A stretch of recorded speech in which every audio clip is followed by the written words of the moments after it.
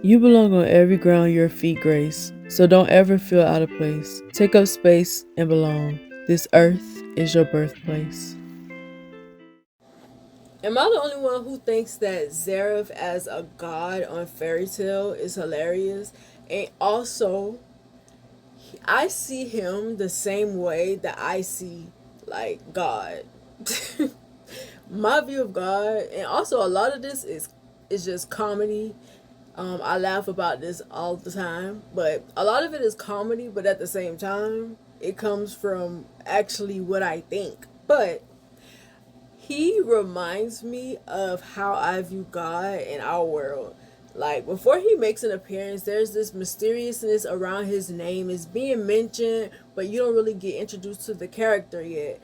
And honestly, I didn't think it was going to be a character. I thought it was going to be like a real, like a deity that they worship that wasn't actually a human being. And that's another thing that makes it funny. But the Ottawa Wizards tried to use Lullaby, which is one of Zareth's weapons or like tools that he created, because he created a lot of these tools, and people thought that Zareth created these tools for them to be used. I think sometimes even to summon him or whatever, but he really created these tools to kill himself. And that part is hilarious as well to me. But they basically was trying to use Lullaby to kill a group of people, but they failed when Natsu and them stopped them at the little train when it was on like the train or whatever. And I forgot where they were. They were going to like they ended up at this like meeting that all of the guild leaders or whatever were attending or whatever. But basically, they tried to use it and it failed. Then you have Hades, who's obsessed with Zareth, and because he wanted magic to go back to when Zareth was still being worshipped heavy. Hades has this whole cult following him, and he never even met, like, they never met him before. Um, then when they finally met him, when Zareth, I think this is when they get stuck on the island where Mavis' body was buried or whatever, where Mavis' body was buried or whatever, for 7 years. Hades makes an appearance there. They have to fight him. Then Zareth is there, and also Acnologia ends up being there as well. But when he finally met him, Zareth is not anything like he expected him to be, and he's like disappointed. He really didn't want nothing to do with anybody. He didn't want nobody to really be following him or nothing like that. So like anytime he would come across these people who were obsessed with him, he would be like, "Who are you?" Like, what you thought? Like I was gonna join your little group and like let you be my servants? Like I don't care about y'all. I'm trying to kill myself. Give me some privacy. While they were chasing him around, the only concern that Zareth had was making Natsu strong and trying to find ways to die. And Natsu was also one of those ways. Like we end up finding out that he's also one of those ways that Zareth thought that he was going to die. And he only created a lot of those tools and the dark magic and stuff like that to kill, unalive himself, because you know this is the internet.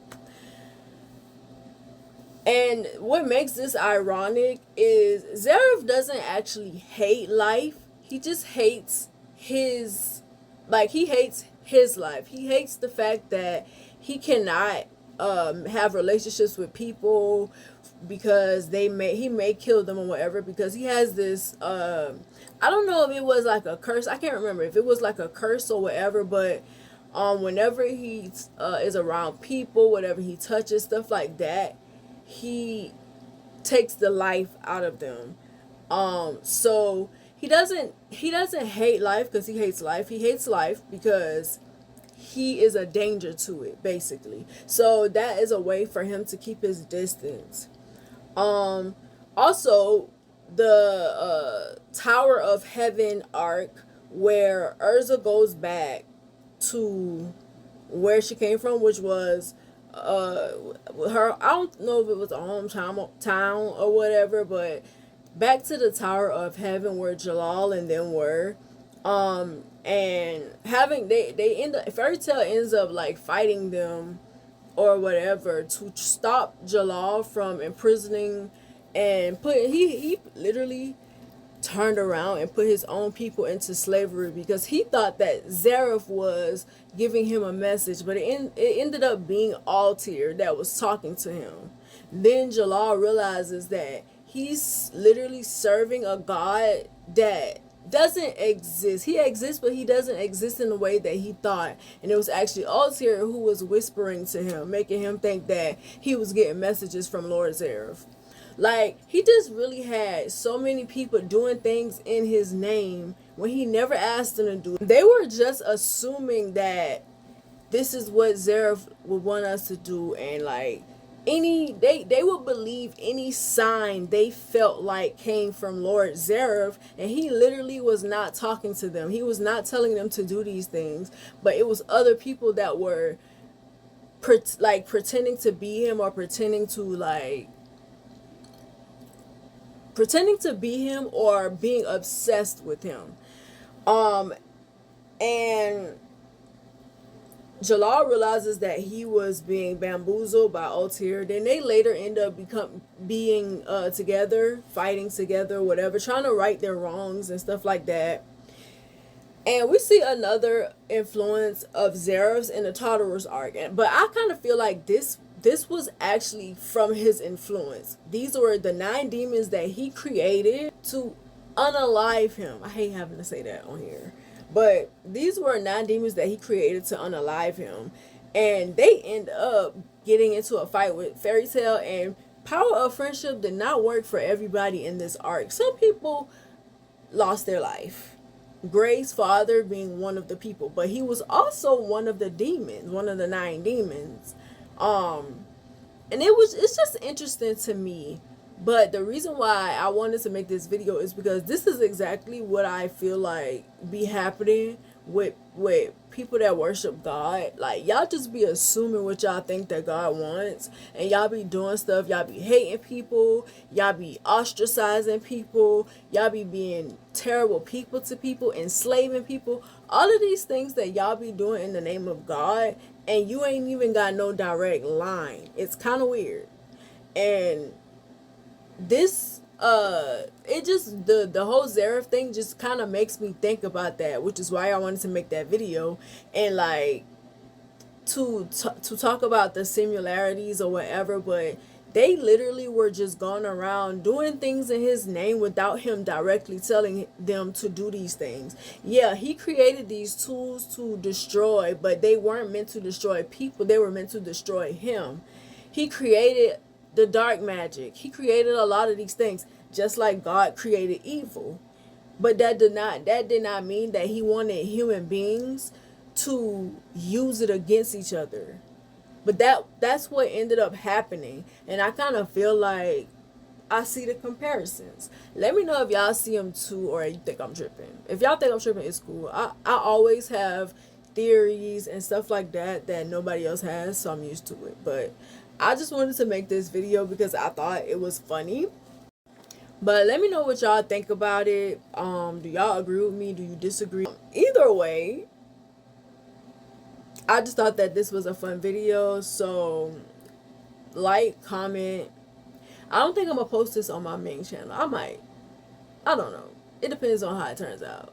But if I do, like, comment, and subscribe. And if this just makes it to TikTok, let me know what y'all think. I also wanted to mention the Spriggan 12, which is like the Zareth's disciples. So I kind of feel like the creator of Fairy Tail was kind of like taking things from the Bible, because 12 disciples, the Spriggan 12, they're actually Lord Zareth's disciple. These are actually his followers. These are actually people who he communicate with, people who know what he wants, people who knows how to get what he wants, people who are equipped to get what he wants. Not nobody just assuming what they think he wants, but they are actually people that he who have direct contact with him, who knows his desires, and who have desires of their own, but they are also capable of giving him what he desires, which is to bring about END. But that's another conversation for another day. I'll break down Fairy Tail on another day, deconstruct it, all of that thing, all of that. But I see the similarities. I can see that there are, like, the Bible was a little of the inspiration or whatever, and I just wanted to make this video to see if I was the only one who thought it. But I forgot to mention the Spriggan 12. I don't know why, but I also will go deeper into them and kind of like break down, go the Jesus's disciples and Zerah's disciples, and like see if there are similarities when you dig deeper. But that's all I wanted to say in this video. I just had to come back and mention them because I forgot. But before you go, check out my website at srgram.org and subscribe to my mailing list to get exclusive updates on works in progress, other news, and blog posts. Thank you.